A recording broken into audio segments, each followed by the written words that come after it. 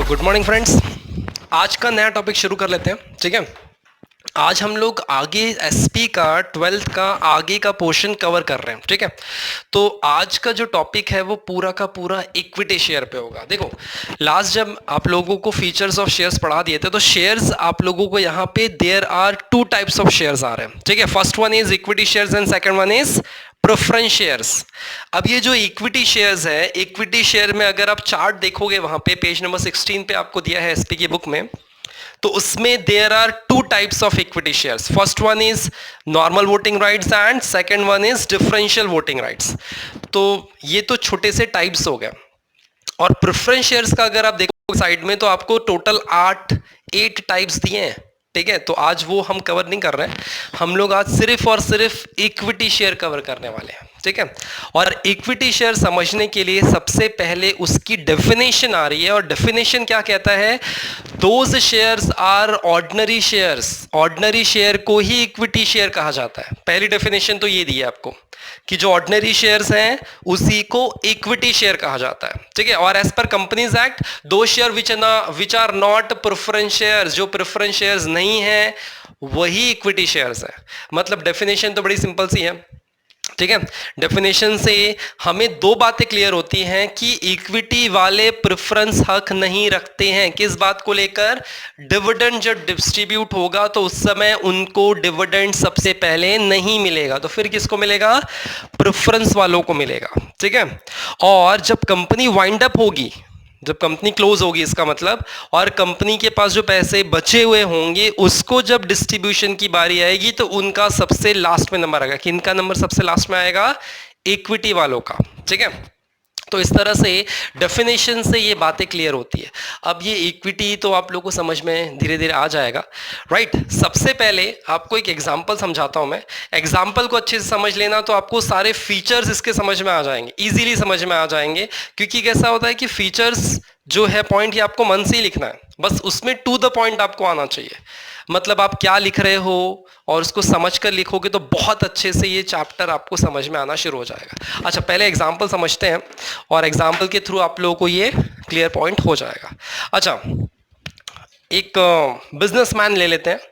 एक बिजनेसमैन है और जिसका नाम क्या है? शामू। ठीक है, एक बिजनेसमैन है, उसका नाम क्या है? शामू। ये देखो शामू हम लोग बना देते हैं, शामू, ये आ गया शामू। ठीक है, और इसका एक छोटा सा फैक्ट्री है। ठीक है, फैक्ट्री इसने ओपन किया है अपना। फैक्ट्री कोई भी प्रोडक्ट का आप ले लो, राइट। ये है उसकी फैक्ट्री। इसने प्लांट एंड मशीनरी लगा के रखा है, इसमें बहुत सारी मशीनरी यहाँ पे लगी हुई है, बहुत सारे लेबर यहाँ पे काम करते हैं। ठीक है, ये उसकी फैक्ट्री होगी, यहाँ पे प्रोडक्ट बनता है, कोई भी प्रोडक्ट मान लो। और इसके साथ में और भी मतलब दो ओनर हैं इस कंपनी के। ये एक और है ओनर, इसका नाम क्या है? लक्ष्मण। ठीक है, एक कौन है? शामू, और दूसरा कौन है? लक्ष्मण। ये दो ओनर हैं इस कंपनी के, राइट। मुझे बताओ, कंपनी जब स्टार्ट हुआ होगा तो कंपनी में पैसा किसने लगाया? कंपनी में पैसा इन दोनों ने लगाया। सिंपल सी बात है कि नहीं? जो शामू और लक्ष्मण है इन दोनों ने पैसा इसमें लगाया होगा। क्लियर है पॉइंट? तो मुझे बताओ कि कंपनी में जो पैसा लगाया है इन्होंने, क्या ये कुछ समय के लिए लगाया है कि लंबे समय के लिए लगाया? जब तक कंपनी चलेगी तब तक के लिए लगाया कि नहीं लगाया? जब तक ये कंपनी एग्जिस्ट करेगी तब तक इनका पैसा यहाँ पे इन्वेस्ट रहेगा। ठीक है, सिंपल सी बात है। जो बिजनेस स्टार्ट करता है तो बिजनेस में जो पैसा इन्वेस्ट करता है उसका पैसा लाइफ टाइम तक लगता है कि नहीं लगता है? ऑफ कोर्स लगता है, राइट। अच्छा, इनको बीच में पैसों की जरूरत पड़ी, किनको? इन दोनों को, शामू और लक्ष्मण को। तो इन्होंने क्या किया? कुछ बाहर वालों से पैसा लिया। ये बाहर वाले लोग आ गए, एक और ये दो और ये तीन।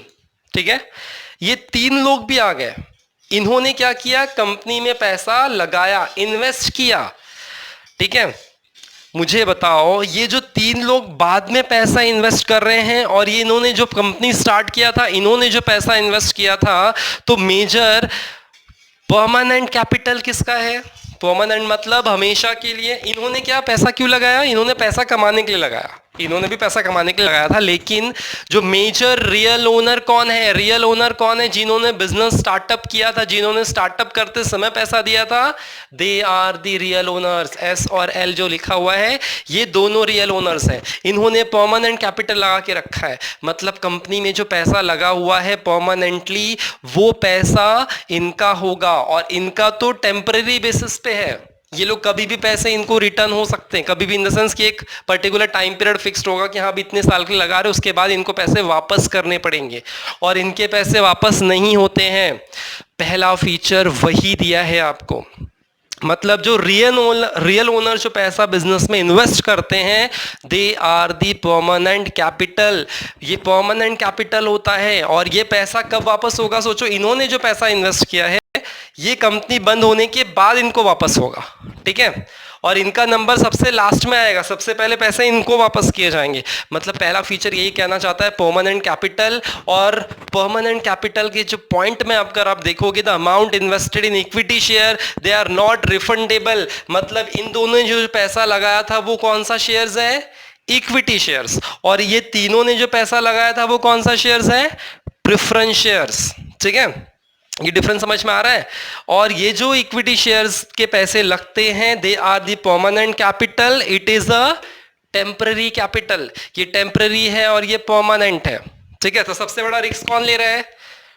ये दोनों सबसे बड़ा रिस्क ले रहे हैं, और इनको सबसे लास्ट में पैसा रिफंड होगा, और इनको सबसे पहले पैसे रिटर्न होंगे, ठीक है।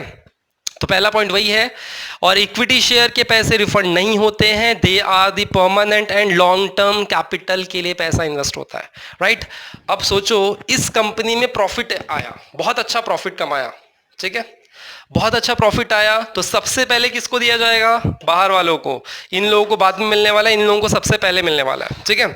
तो ये जो प्रॉफिट है पहले इनको डिस्ट्रीब्यूट होगा, इनको डिस्ट्रीब्यूट होने के बाद जो प्रॉफिट बचेगा वो प्रॉफिट फिर इनको मिलेगा।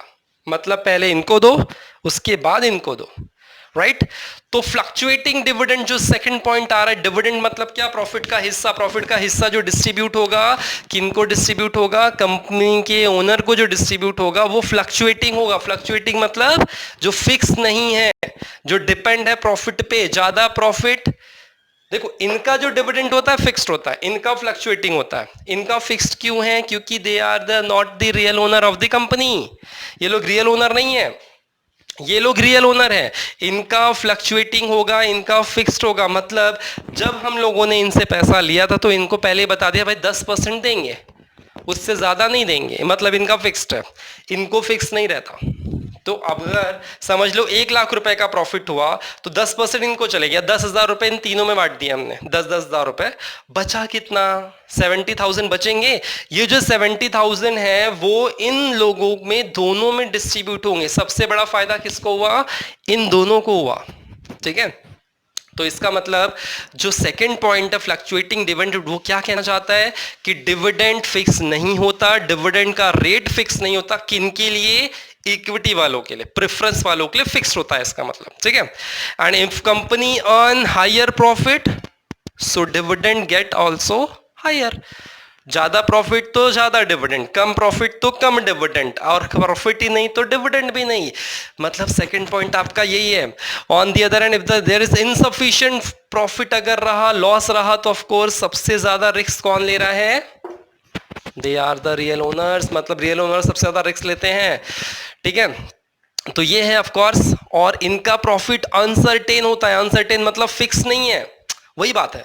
मतलब फ्लक्चुएटिंग है, मतलब फिक्स नहीं है, राइट। ओके, अब मुझे बताओ कि अब थर्ड पॉइंट की ओर हम आ रहे हैं। फर्स्ट पॉइंट हमारा हो गया परमानेंट कैपिटल, ठीक है। सेकंड पॉइंट क्या था? Fluctuating dividend. और थर्ड पॉइंट क्या आ रहा है? राइट्स। मुझे बताओ, क्या इनका कुछ राइट नहीं है? क्या कंपनी में पैसा लगा दिया बस उससे काम हो जाएगा? नहीं होगा। कंपनी में पैसा लगाने के बाद कंपनी में जो भी डिसीजंस होंगे वो कौन लेंगे? ये दोनों लोग लेंगे ऑफ कोर्स। तो पहला राइट इनका क्या है? Right to vote. वोट करना मतलब डिसीजन लेना। मीटिंग होगी, उन सब में मीटिंग में ये लोग रहेंगे, और ऑफ कोर्स ये लोग अपनी वोटिंग पावर का यूज कर कर कंपनी जो मेजर डिसीजंस होंगे वो वोटिंग करके देंगे। मतलब रजामंदी अपनी, ठीक है, तो पहला हक इनका यही दिया है आपको। जो थर्ड पॉइंट है उसमें पहला पॉइंट ये है right to vote. It has equity share holders have right to vote and which they elect directors. मतलब डायरेक्टर को इलेक्ट करने से लेकर बड़े बड़े जो डिसीजंस होते हैं, बड़े बड़े जो डिसीजंस कंपनी से रिलेटेड लिए जाते हैं वो ये लोग लेंगे, ये लोग नहीं लेंगे। तो पहला हक इनका ये right to vote. Right to share in profit, of course अभी मैंने बताया प्रॉफिट आएगा तो पहले इनमें बटेगा, जो बचेगा वो इनमें बटेगा। प्रॉफिट का हिस्सा मतलब लेना, ये भी इनका हक है। ठीक है, सेकंड पॉइंट आपका वही दिया है। हाँ, ये मैंने बताया कि हाँ अभी जो प्रॉफिट रहेगा वो ज्यादा प्रॉफिट तो ज्यादा डिविडेंड, कम प्रॉफिट तो कम डिविडेंड। ठीक है, ओके।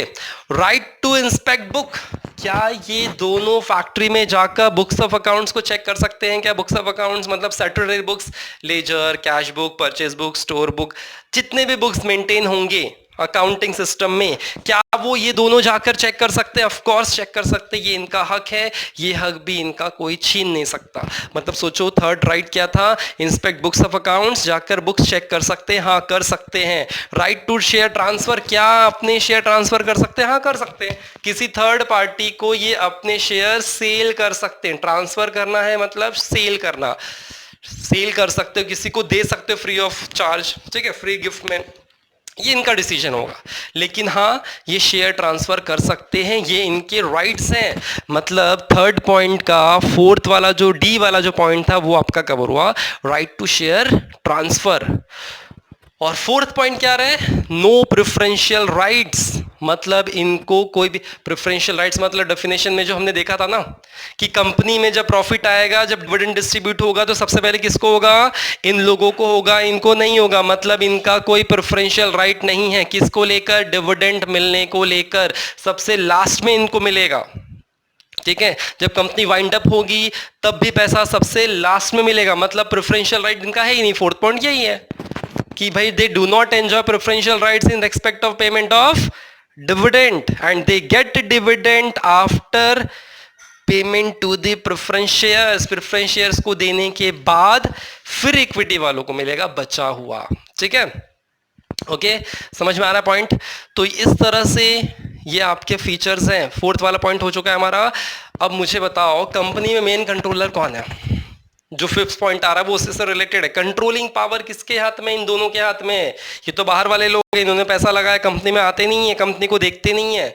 समझ में आया कि नहीं? इनका कोई लेना देना नहीं है कंपनी से। इसका मतलब सिर्फ पैसा लगाए और प्रॉफिट कमाएंगे। सिर्फ प्रॉफिट नहीं मिलेगा तो बोलेंगे, बात अलग है। लेकिन फिलहाल मेजर कंट्रोलिंग किसका है कंपनी में?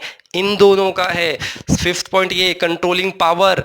तो control of the company is vested with equity share, they are often describe as a real master of the company. मतलब ये लोग रियल मास्टर हैं और इनके पास पूरा पावर है कंपनी का, कंट्रोल करने का पावर। किसी को रखना है, किसी को हटाना है, किसी को डायरेक्टर को अपॉइंट करना है, किसी को रिमूव करना है, सब पावर किनके हाथ में है? इनके हाथ में है। They can exercise their voting rights. कैसे करते हैं ये लोग? अपने वोटिंग राइट्स का इस्तेमाल कर कर। अगर वोटिंग करने नहीं जा पाते हैं ये लोगों में से कोई भी, तो ये अपने प्रॉक्सी को भेजते हैं। प्रॉक्सी मतलब क्या? अपने रिप्रेजेंटेटिव। अगर कोई मीटिंग अटेंड करने नहीं जा पा रहा है तो अपने रिप्रेजेंटेटिव को भेजकर वोटिंग करवा सकता है। वो जो रिप्रेजेंटेटिव इनके बिहाफ में जाएगा मीटिंग अटेंड करने के लिए, उसको प्रॉक्सी कहा जाता है। 11th में आप लोगों ने पढ़ा था। ठीक है, ओके। और जो डायरेक्टर्स होते हैं वो इनके रिप्रेजेंटेटिव होते हैं। इन लोग इसको इलेक्ट करते हैं। डायरेक्टर को इलेक्ट कौन करता है? Real master of the company. इसका मतलब सारा कंट्रोलिंग, मैंने बताया ना, सारा कंट्रोल इनके हाथ में है। डायरेक्टर को अपॉइंट करना है, इनके हाथ में है। डायरेक्टर को निकालना है, इनको हाथ में है। ऑडिटर अपॉइंट करना है, इनके हाथ में है। सारे चीजें इनके हाथ में है। तो real controller of the company कौन होंगे? Equity share. ये था आपका फिफ्थ पॉइंट। ठीक है, तो इस तरह से है ये 5 पॉइंट, राइट। अब आगे के जो 5 पॉइंट है, 5 मतलब और 6-7, कुछ 6-7 पॉइंट और बचे हैं, वो नेक्स्ट वीडियो में आपका कवर हो जाएगा। तो बने रहिए और देखते रहिए। और प्लीज़ अगर वीडियो अच्छा लग रहा है, आपको समझ आ रहा है, तो प्लीज़ शेयर करना है और कमेंट भी करना है। आपके छोटे छोटे कमेंट्स मुझे मोटिवेट करते हैं और अच्छा वीडियो बनाने के लिए। तो प्लीज़ आप लोग कमेंट करिए, शेयर करिए और ज़रूर सब्सक्राइब करिए। ठीक है, तो मिलते हैं नेक्स्ट वीडियो में। जय हिंद।